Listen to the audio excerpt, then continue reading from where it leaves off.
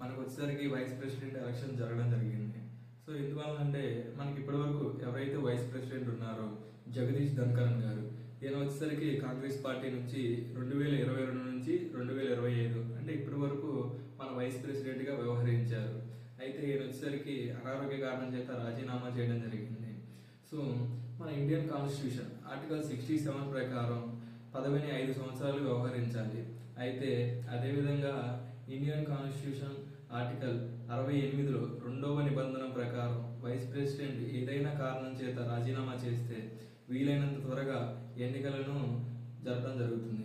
So 1987 నుంచి మనకు వచ్చేసరికి ఇదే మొదటిసారి ముందస్తు ఎన్నికలు జరపడం. ప్రెసిడెంట్ ని ఎలా ఎన్నుకుంటామనంటే మనకు వచ్చేసరికి పార్లమెంట్ లో అప్పర్ హౌస్, లోవర్ హౌస్ అంటే రాజ్యసభ, లోక్సభ ఇలా 2 ఉన్నాయి.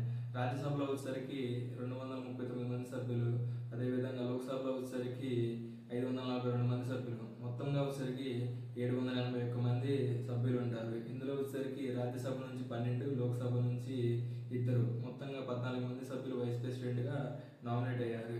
ఇందులో ముఖ్యంగా తీసుకుంటే బీజేపీ నుంచి వచ్చేసరికి సిపి రాధాకృష్ణన్ గారు, అదేవిధంగా కాంగ్రెస్ పార్టీ నుంచి తీసుకుంటే బి సుదర్శన్ రెడ్డి గారు వైస్ ప్రెసిడెంట్ గా వ్యవహరించారు. సిపి రాధాకృష్ణ గారికి వచ్చేసరికి 452 ఓట్లు నమోదయ్యాయి. అదేవిధంగా బి సుదర్శన్ రెడ్డి గారికి వచ్చేసరికి 300 ఓట్లు నమోదయ్యాయి.